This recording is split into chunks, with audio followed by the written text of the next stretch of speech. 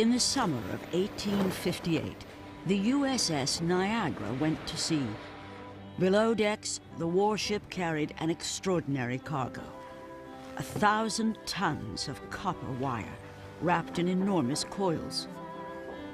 The vessel also carried a 38-year-old self-made millionaire named Cyrus Field.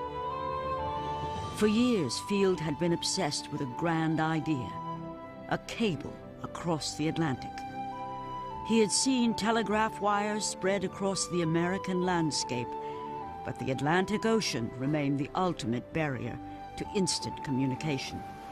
A message between New York and London still took at least 2 weeks to cross the sea. If Field could succeed, his Atlantic cable would revolutionize communication and transform international commerce. America would no longer be isolated from the rest of the world. People talked a lot about the telegraph as the annihilator of space and time. I think what the cable anticipates is the idea of the wiring of the world, creating a neighborhood of the whole world.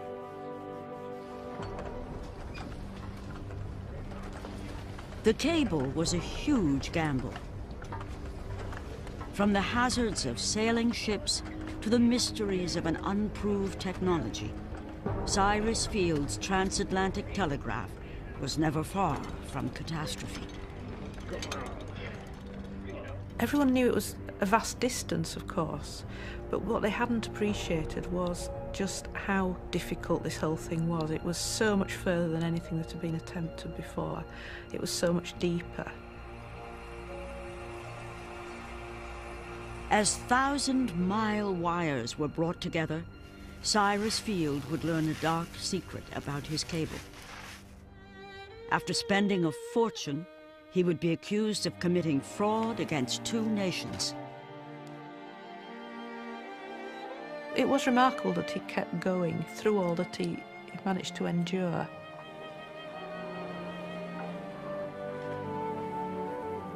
Cyrus Field's plan to connect the continents would call on the best scientists, the navies of 2 great powers, and the labor of thousands. It was a very pretty plan on paper.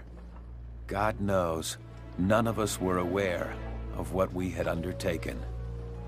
A century before the internet, Cyrus Field would attempt to wire the world.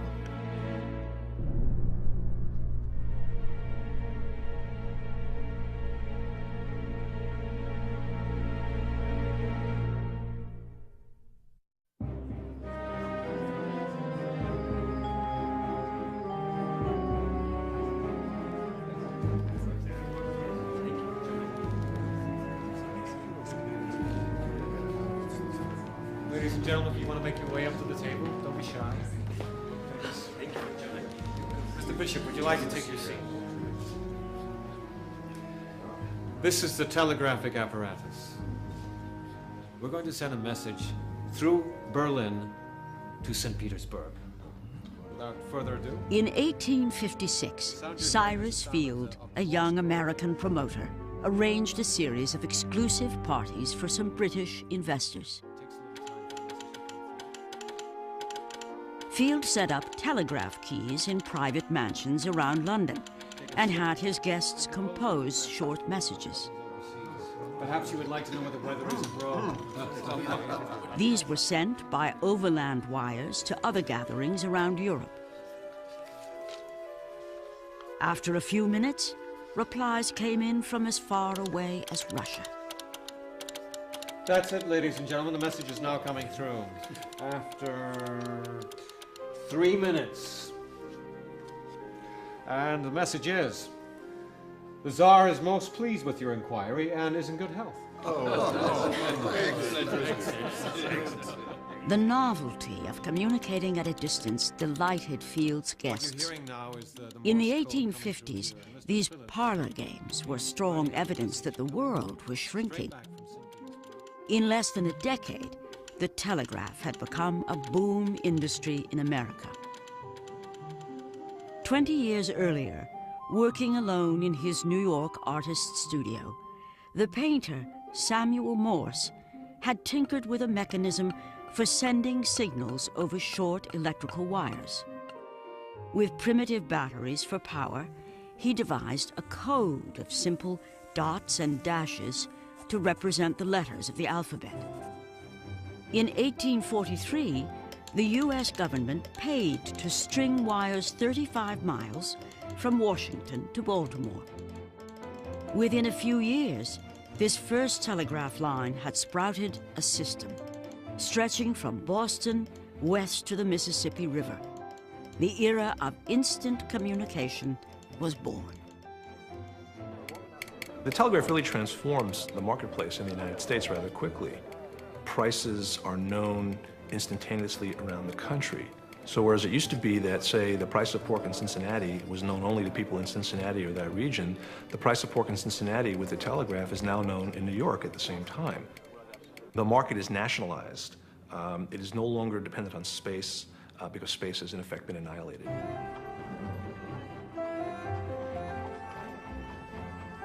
Although New York and New Orleans could now communicate, oceans isolated the cities of America from the rest of the world. The telegraph had shrunk the continent, but international news was still carried by wind and sail.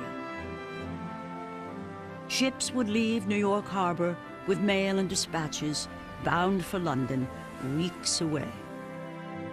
The telegraph ended at the docks of Lower Manhattan.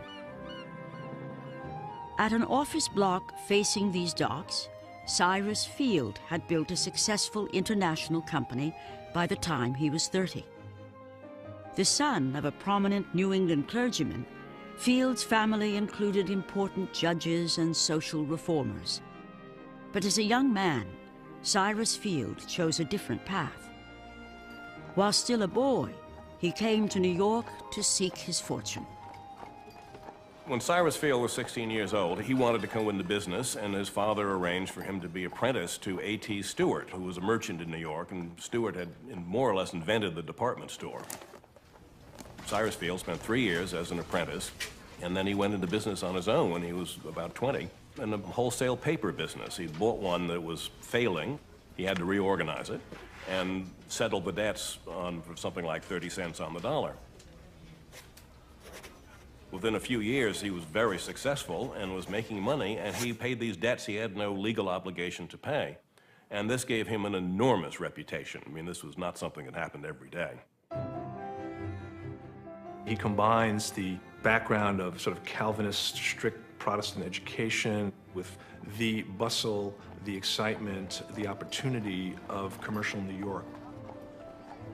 Business was rapidly increasing. The opportunities made available by the Industrial Revolution were almost without end. The word millionaire was coined in 1827 to give a name to these people who had made fortunes outside of land. By the time Field was 30 years old, he was a rich man, and he was able to build a mansion on Gramercy Park, a very fashionable part of New York City at that time, still is. Field wed a young woman from Connecticut, and together they moved into their newly built mansion on Gramercy Park. Here, Mary Stone Field would raise their 7 children. A newspaper declared Cyrus Field the 33rd richest man in town. He started doing out his house at Gramercy Park and had an English butler and European china and beautiful trimmings and drapes, and was thoroughly bored. He wanted something else in his life. Although still in his 30s, Field removed himself from the day-to-day management of his paper company. He was sort of looking around for something to do, and his brother, who was an engineer, brought over a man who was involved in a scheme to build a telegraph across Newfoundland and then run a cable across the Cabot Strait to Nova Scotia, so that ships could stop at St. John's in Newfoundland and they could telegraph the news ahead to New York. News coming from Europe could get to North America 2 days faster. Field actually was not terribly impressed with that idea. But then he happened to look at a globe, and he just noticed that Newfoundland is right on the Great Circle route to England, and he just suddenly thought to himself, well, why don't we lay a cable across the Atlantic? And then we wouldn't save 2 days, we'd save 12 days and have the news instantly. This is where ignorance is great, beneficial. It's, you know, if you can run a line that far, why don't you just run it the rest of the way? And the fact that it's underwater, you know, what difference does it make? It should be possible. With no knowledge of the ocean or the telegraph, Field began 1854 by writing to a Lieutenant Matthew Murray. Matthew Fontaine Murray was the director of the Naval Observatory in Washington and the great American oceanographer. He almost invented the science of oceanography.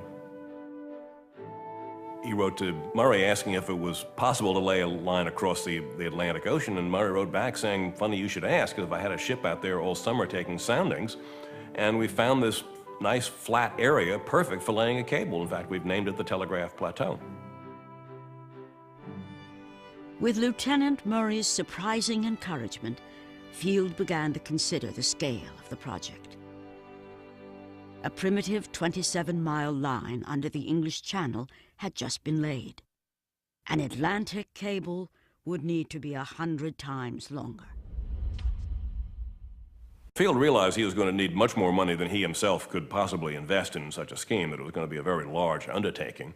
But fortunately, on Gramercy Park, he had lots of very rich neighbors, especially Peter Cooper, who was an ironmonger who had made an enormous fortune, probably one of the 2 or 3 richest men in New York City at that time.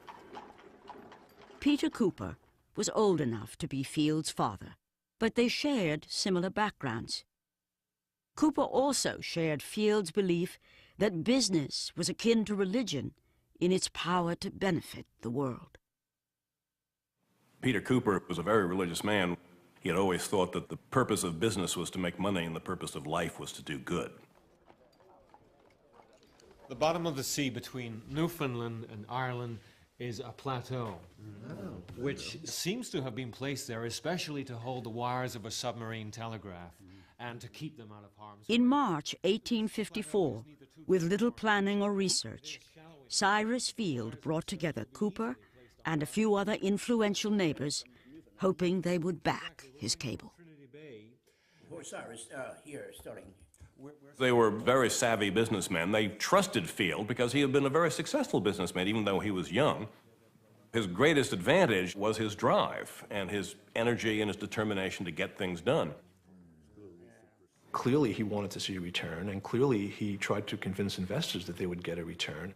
But there's something more to it than that. It's not just about money. It's about, I think, a desire to make a mark in the world, and also the sense that once you've made your pile, once you've made your money, you still have obligations to service, to try to improve life for people and so on and so forth. It's quite common, isn't it, for business people to explain their actions in terms other than making money. There were people who saw the good that would come out of this project, but they did also have a very strong eye on the bottom line.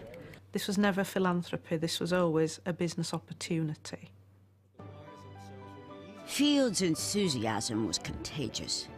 The group chartered a small corporation with an imposing name, the New York, Newfoundland, and London Telegraph Company.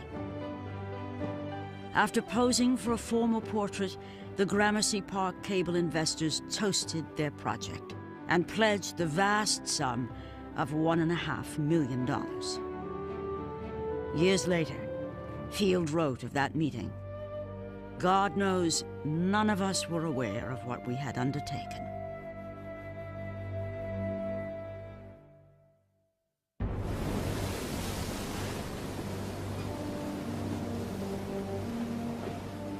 Field's first task would be bridging the 60-mile Cabot Strait, separating Newfoundland from the rest of Canada.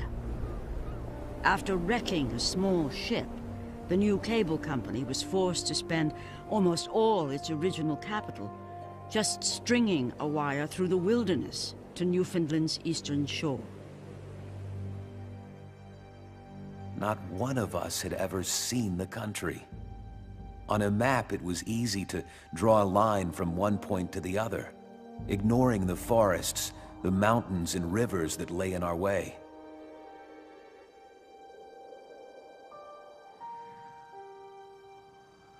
Cyrus Field succeeded in bringing the telegraph to Newfoundland, but for his company, the first year was a financial disaster. It was clear that he had grossly underestimated the scope of the project. By the fall of 1855, the telegraph line ended on the Canadian shore. Cyrus Field was out of money, out of cable, and still 2,000 miles from Europe.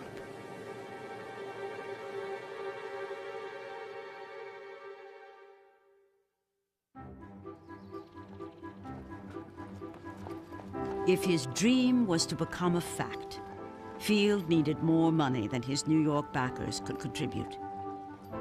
In 1856, the American arrived in London, prepared to promise anything to sell more shares. To bankers, he claimed his cable would bring an 8% return. To idealists, it would bring world peace. On a sales mission to a wealthy lord's country estate, he even compared his telegraph to a hunting dog. The plan of which I've spoken is essentially just a dog. If you pinch his tail in London, he'll let out a bark in New York. I think that because Field was an American, and because he was very direct and open and went straight to the point, he was able to mix in these different strata of British society in a way that perhaps someone British couldn't have done. He actually went to see the First Lord of the Admiralty and said, "Can you give me a boat?"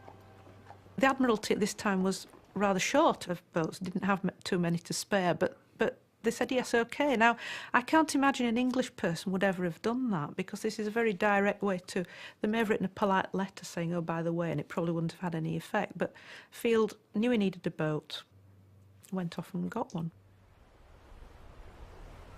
Field needed more than British boats and money. He needed access to a rare British-made substance, gutta percha. This foul-smelling tropical sap was used to protect electrical cable, and a London company monopolized most of the gutta percha trees in the world. Absolutely critical to this enterprise with gutta percha. It's like rubber, it comes out of a tree, but it's a plastic. If you take gutta percha and you just put it in hot water, it will begin to soften, and then you can mold it in whatever shape, and then you cool it down and it keeps that shape. And this way it can be used as a coating on copper wire. The nature of gutta percha was that it was a good insulator. So the cable was a piece of copper wire coated with this gutta percha, and then having an outer covering of iron wire wound round it as a protection. Insulated cable would weigh 1 ton per mile, and no single ship was big enough to carry the entire 2,500-ton load. Most experts doubted that existing cable would operate over such a distance, but one consultant claimed he could make it work. Cyrus Field hired as chief electrician a medical doctor named Edward Orange Wildman Whitehouse. Dr. Whitehouse was a physician by trade, but he was an amateur telegrapher. He knew a great deal about telegraphy, there's no doubt about that. Unfortunately, he was one of those people who just could not be wrong about anything. He was a very outspoken man and a man of very definite ideas. Indeed, he was a member of that group who believed that if electricity had to travel a long distance, it needed a jolly good kick to get it on its way. Electricity was still a mystery in the 1850s. Before the light bulb, most people knew electricity only from thunderstorms or magic shows. Whether a current could even flow through a 2,000-mile undersea cable was completely uncertain. There were many people who thought it wasn't possible. Indeed, the British Astronomer Royal, Sir George Biddulary, declared that it was quite impossible to do this because at the great depths of the ocean, the electric fluid would be squeezed out of the cable. Dr. Whitehouse insisted that the Atlantic cable would work, but only if a strong enough current were applied. Field was convinced that Whitehouse's system of robust batteries was the key to success. Others cautioned Field that there needed to be more testing, but Dr. Whitehouse was so sure of his theories, and Field knew any delay would cost money. Money that he didn't have. With his British funders in place, Field sailed home to America. His next job was to get the support of his own government. For months, he lobbied most of the United States Congress, writing home that he would rather be surrounded by Newfoundland's icebergs than Washington's politicians. He was talking as though America really was still a backwater, isolated by its lack of communication. And he was saying, look, you know, if I stand on the west coast of Ireland, I can send a message almost instantaneously to anywhere on the European mainland, down into Africa, across the Asian continent. But here in America, you can only really talk to each other. You're cut off from the rest of world commerce. Although many legislators argued that Britain ought to pay the entire bill for Field's scheme, the Atlantic Cable Act passed the Senate by a single vote. Congress ordered the United States Navy to provide assistance.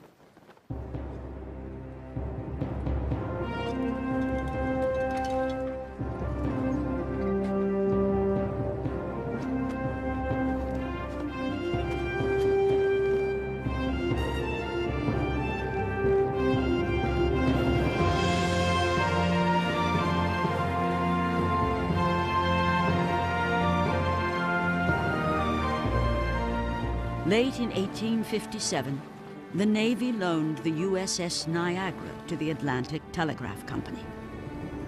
Powered by a combination of steam and sail, the Niagara was the largest such vessel in the world. After being fitted with new machinery and with Cyrus Field aboard, the U.S. ship sailed for a rendezvous point in the middle of the Atlantic Ocean. Here she met her British counterpart, the HMS Agamemnon, each carrying one half of the cable. With both ships at the meeting point, riggers joined the cable.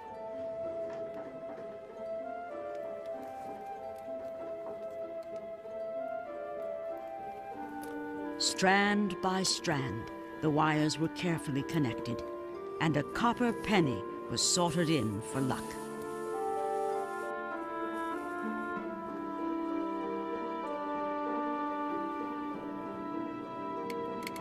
On July 29, 1858, a test signal was telegraphed from the Agamemnon to the Niagara. That afternoon, the ships sailed off in opposite directions.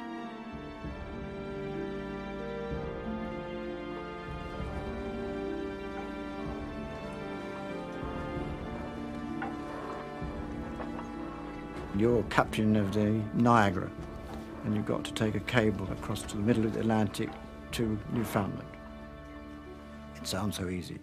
You've got 1,200 miles of cable, simply drop it to the base of the ocean, but it isn't as easy as that. First of all, you've got some 20,000 feet of water to go down. You've got a ship moving forward, and we want to make sure that the cable isn't too tight. If it's too tight, it'll probably break.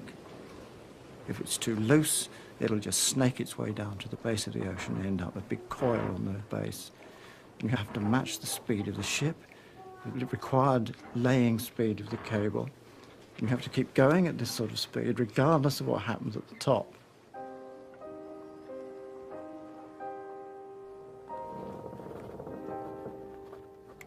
On board the Niagara, telegraphers sent hourly test signals to the Agamemnon. As long as one ship could hear the other, the cable was working. If the signal should ever stop, their mission would be a failure. Latitude 52 degrees north, longitude 32 degrees west. Signals through the entire cable on board both ships. Perfect.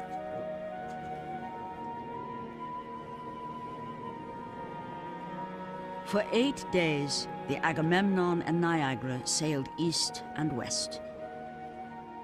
The first time in history that two ships had maintained contact beyond the horizon. The Niagara sent routine weather reports. The Agamemnon replied that whales were following the ship. Then, one morning, there was a crisis aboard the Niagara. Officers discovered serious navigational errors. The ship had laid out too much cable for the distance covered. At that rate, they would run out of cable before making Newfoundland. It seems that the compass has been affected by the amount of iron. The cables were sheathed with iron, therefore the compass get deviated from its north position. Without a reliable compass, the navigator needed to constantly check his position, fighting to keep the ship on track. Even as cargo, the cable itself was posing a challenge.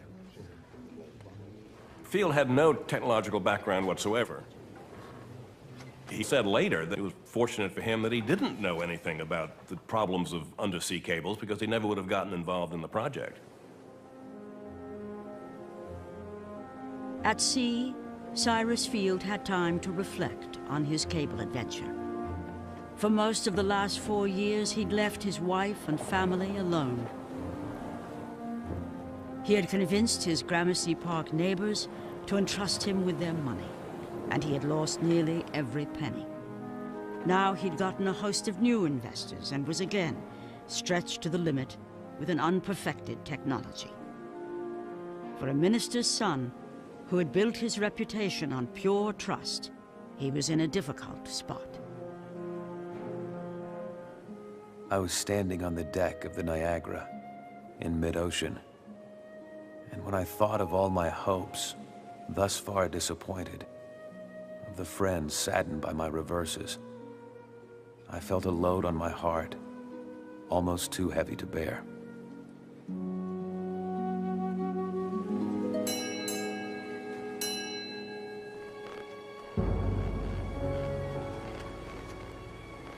After 8 days and nearly 1,000 miles, the Niagara entered Trinity Bay, Newfoundland. The cable had arrived in North America.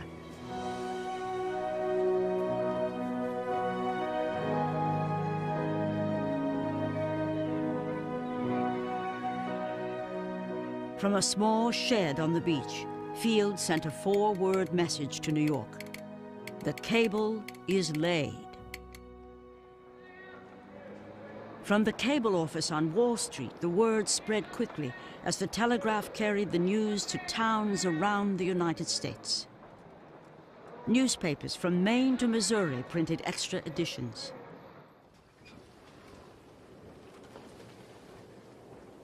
While Field prepared to return from Newfoundland to New York, the Agamemnon arrived off the coast of Ireland. As the electrician Edward Whitehouse watched, the European end of the cable was hauled ashore. They set up a tent. All the electrical equipment was put in place, and Whitehouse and his colleagues were given free access to the cable to get it into working order. Queen Victoria composed a ceremonial telegram to President James Buchanan. One of Dr. Whitehouse's first tasks was to send her words across the Atlantic.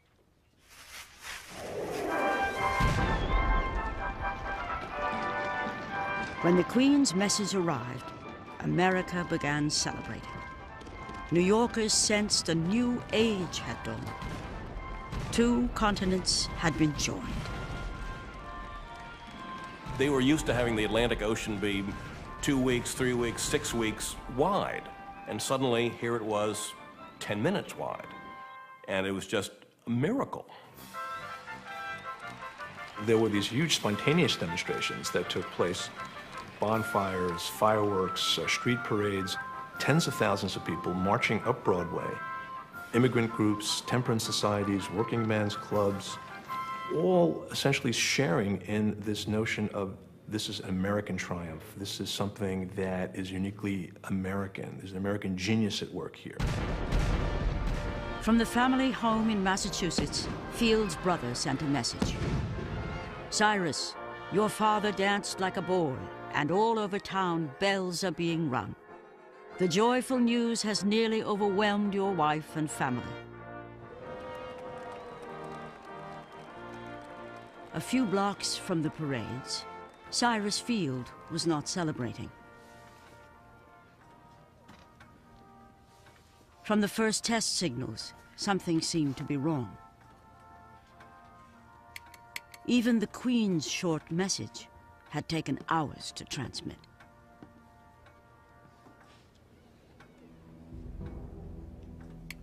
As time passed, the signals across the Atlantic became fainter.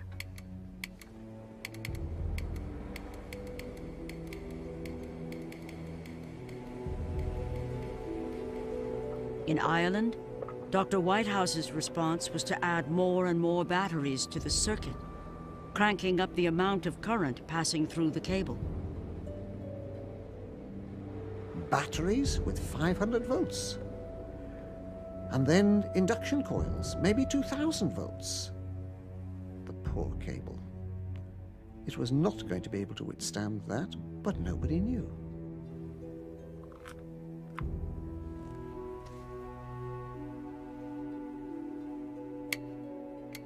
In Newfoundland, the signals became intermittent.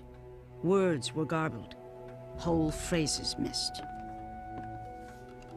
How do you receive? Can you read this? Please send something. The clipped, imperfect sounds of the telegraph told Cyrus Field that Europe and America were once again cut off.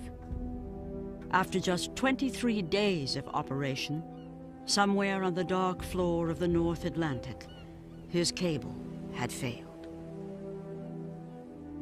After all this outpouring of enthusiasm, after these huge, lavish banquets, after all the honors that are being laid on Field, the cable goes dead. Immediately, many people, many newspapers and others start to say, well, maybe this whole thing was a hoax. Maybe this whole thing was just a big stock fraud. Maybe this was the kind of thing that we associate with P.T. Barnum, humbug. A Boston newspaper accused Field of profiting by dumping his stock before the cable failed. The minister's son was forced to defend his own integrity. Cyrus Field must have been absolutely devastated, because if we convert the sort of cost of the cable at that time into the hundreds of millions of dollars that it would cost today, and that is an investment which is gone. And even if you found out that there was a problem, you know, that it's a fault in the cable someplace, a break in the cable, if there was a single thing, you can't do anything about it. There's no way of going and picking up the cable and repairing it. Overnight, Cyrus Field went from being the toast of New York to a laughingstock. Newspapers, which a month earlier had hailed him, now called him a man obsessed by insanity. Field knew that for now, his Atlantic cable was lost. But from his mansion, he sent a short, confident note to his investors. Our cable is not dead, but only slumbers. Someday, she will answer the call.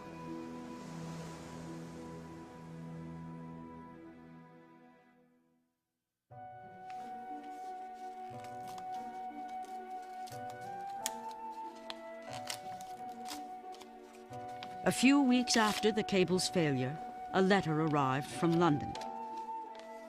The scale of the debacle forced the British and American governments to call a board of inquiry to find out what had gone wrong. Field was summoned to explain himself. This is the very first time after a technological failure that a board of inquiry was convened. It was such a good idea that every time since, the first thing they do is summon a board of inquiry, whether it was when the Titanic sank in 1912 or the Challenger blew up in 1986. They found all kinds of things wrong. They found that the cable was badly designed, that it had not been properly tested in real conditions, in water of the right temperature and at the right pressure. There is a problem with long cables, there is a problem with deep cables, not just in laying them, but actually getting them to work once they have been laid. The board's suspicions focused on the electrician, Dr. Whitehouse. When he hooked his powerful batteries to the Irish end of the cable, he forced so much power through the line that he blasted a hole through the gutta-percha insulation somewhere on the ocean floor. The entire 2,000-mile system had been turned into a wet clothesline. Whitehouse really was set up as the person to take the blame. He continued after that to protest that he had been right when it was becoming increasingly clear that he didn't actually know what he was doing. One of the most important things that the Board of Inquiry did was to discover that there was no adequate vocabulary in which to discuss technical details of electrical engineering. And within the next few years, a whole raft of words entered the English language, words like watt and volt and ohm and ampere, that were all named for great pioneers in the history of electricity. Field replaced Whitehouse with Professor William Thomson, a brilliant Scottish physicist, later known as Lord Kelvin. Thomson thought what was needed was an instrument to detect very weak signals. The electricity at the far end of the cable was too faint to produce a conventional click. Thomson struggled for a way to catch the signal. He was in his study one day and he was thinking about something, standing at his desk, and he happened to be twirling his monocle. He noticed that the light coming in the window was reflecting off the monocle and a light spot was zooming around the room. Suddenly, Thomson realized what was needed. His assistant attached a tiny glass reflector to an iron wire. By focusing a kerosene flame on the mirror, even the slightest movement of the wire could be made visible. The ingenious mirror galvanometer could detect signals 1,000 times fainter than other receivers. Although Dr. Whitehouse had taken the fall for the cable's failure, the board also faulted Cyrus Field's impulsiveness. If Field was to try another cable, it would have to be based on solid physics. Field was blinkered and he didn't perhaps take on all the information that was available to him. But in another way, he drove the project forward through his own energy and his own abilities to actually harness the people who needed to be involved. There was a very big problem when he turned back to the cable and tried to get it moving again. He said this was his darkest hour, really, when people wouldn't listen to him. Many people had lost a great deal of money and weren't willing to throw more after it. Field was forced to go back to London and really concentrate his efforts in Britain. I think you can tell Field's character when it comes to failure when the British Foreign Minister asked him before this all started what he would do if it failed, and he said, charge it up to profit and loss and start again. He never let up. This is also, I think, part of the salesman part of Field. No matter how bad things were looking, no matter how much money was lost, no matter what disaster befell the cable project, his optimism seemed to be unshakable. His faith in the ultimate success must have been inspirational to other people and given them confidence to keep investing. By the time Field had raised new capital in Britain, his own country had exploded. In April 1861, civil war broke out in America. While it tore the nation apart, the war's use of battlefield telegraph equipment also demonstrated the power of good communication. When peace came to America in 1865, Field and his backers resumed the cable project with new vigor. They had a great stroke of luck. The greatest engineer of the 19th century, with a wonderful name of Isambard Kingdom Brunel, said, "Mr. Field, I have the ship to lay your cable." In 1858, he launched the Great Eastern, which was not only the largest ship in the world, it was 5 times the size of any ship in the world. Brunel's original idea was to build a ship large enough to steam from England to Australia and back without having to recoal. It turned out that it was a commercial disaster. Nobody wanted particularly to go to Australia, even without having to recoal. And on the Atlantic run, it was just too big to make money. Field realized immediately it would be perfect because it was the only ship in the world that could carry all the cable in one go.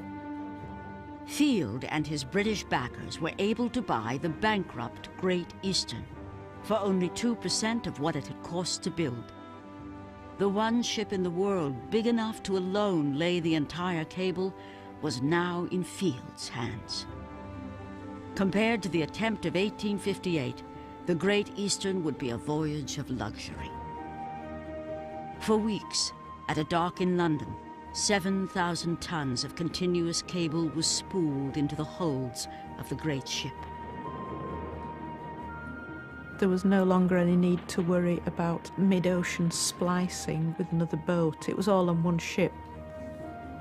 The Great Eastern was so huge that the cable apparently was lost in the hold. A decade earlier, Cyrus Field had begun with a small gathering in his own parlor. Now he was about to set sail in the world's largest ship with dozens of technicians and the finest equipment 19th century science could provide.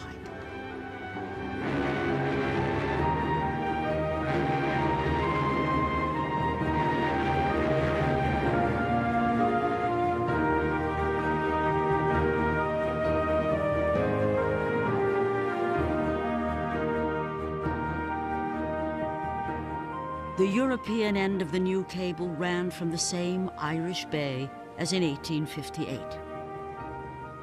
With Field on deck, the Great Eastern steamed toward Newfoundland, 2,000 miles over the horizon. Field was the only American on the expedition. There were hundreds of men on the Great Eastern, and there was only one American, and that was Cyrus Field. Everybody wanted Cyrus Field there because everybody knew that he was the man who was going to make this all come together. He was the classic entrepreneur, which is, in many ways, is like a producer of a Broadway show. I mean, the producer doesn't write, he doesn't act, he doesn't paint scenery, he doesn't do anything except make it possible for all the others to come together and have the show. Without the producer, there's no show.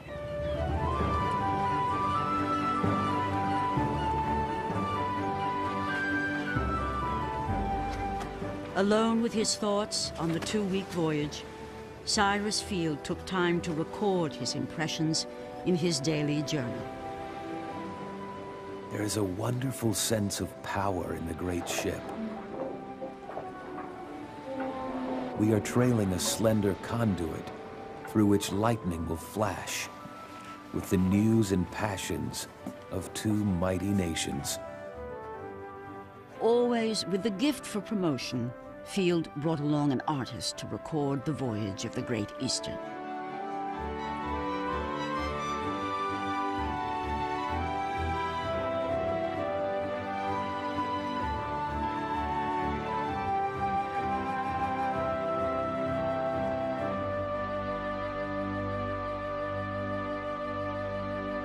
The advantage of the Great Eastern and carrying all the cable is you start at Ireland and you head for Newfoundland, but you're hooked up. In other words, through this 2,000 miles of cable, you've got a receiver and transmitter on ship, and then the same at shore. So all the time, they were in contact with each other as they were sailing away.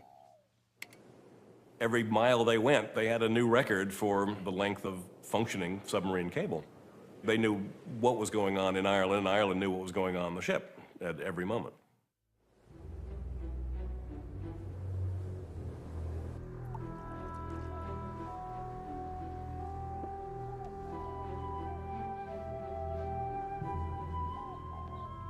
At 1 a.m. on the 6th night of the voyage, the telegrapher in Ireland failed to receive the Great Eastern's hourly signal.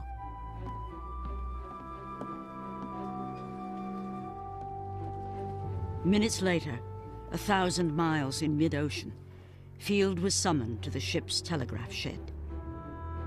The signals from Ireland had disappeared. The circuit had broken. Desperate to save the project, the captain of the Great Eastern attempted an impressive piece of seamanship. The huge 700-foot ship reversed course on the high seas and backtracked 40 miles. A grappling hook was dropped over the side. After several passes, the cable was snared from the ocean floor.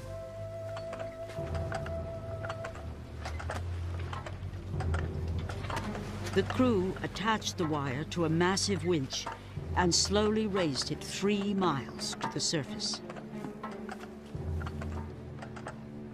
Field watched as the cable was inspected foot by foot.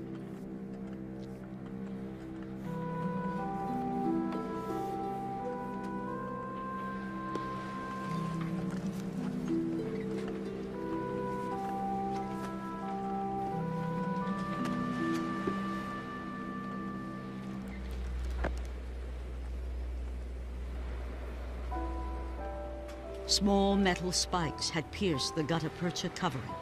Some on board feared sabotage. But the problem proved to be a defect in manufacturing.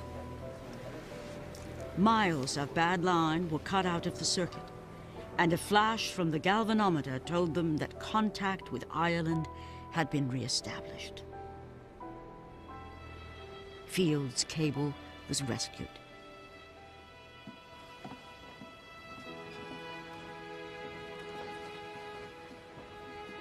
It has been a long, hard struggle. Nearly 13 years of ceaseless toil.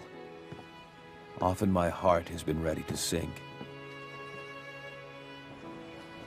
Alone, far from home, I have accused myself of madness to sacrifice the peace of my family. But all the hopes have led me on, and I have prayed that I might not taste of death till this work was accomplished.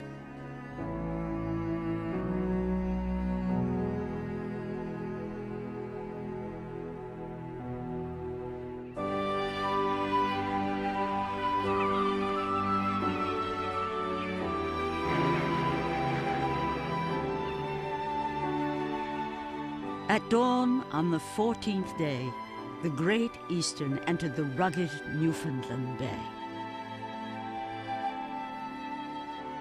The cable was brought ashore at the village of Heart's Content and wired into the North American grid. Cyrus Field sent a short message simultaneously to backers in New York and London. Arrived Newfoundland 9 this morning.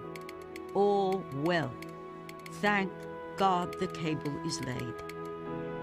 A few hours later, he sent a personal message to his wife at their home in Gramercy Park. The cable has been hauled ashore and is in perfect working order. Now we shall be a united family again. It was remarkable that he kept going through all that he managed to endure. And I do think it was something ahead of its time. I think without his commitment at that point, it could have taken years longer to put into place.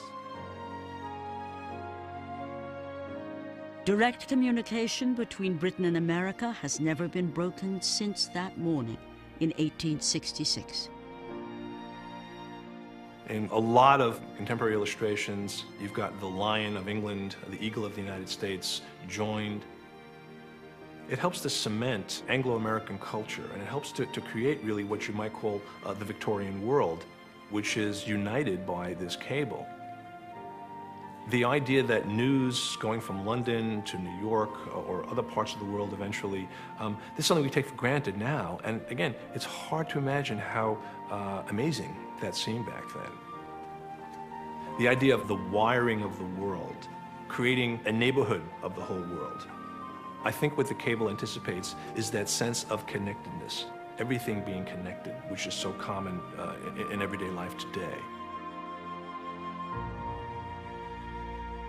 The cable was the great event of Cyrus Field's life. I mean, by the time it was finally finished and successful, he was nearing 50 years of age. And he became very, very rich because of it. He was worth around $6 million by 1880, which in those days made you very rich indeed.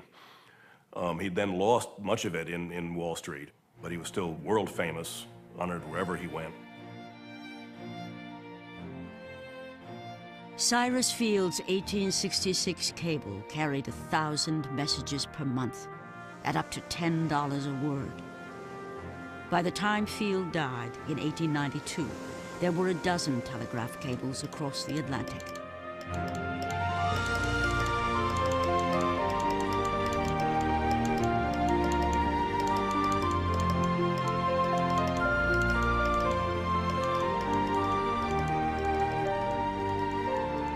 Even today, most communication between America and Europe is still carried by transatlantic cable.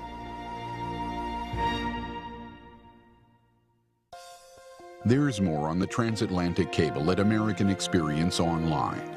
Explore scientific concepts behind the cable, access additional interviews, and see a gallery of telegraphy pictures. All this and more at pbs.org.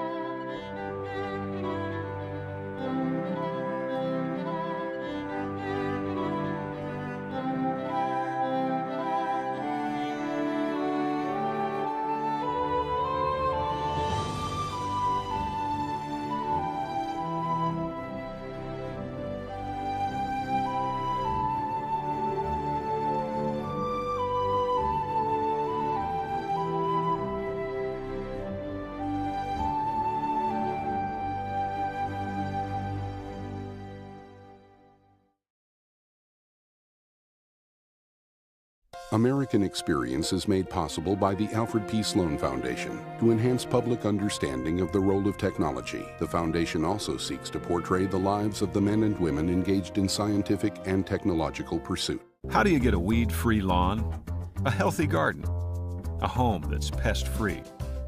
Every day we work to find new and better solutions.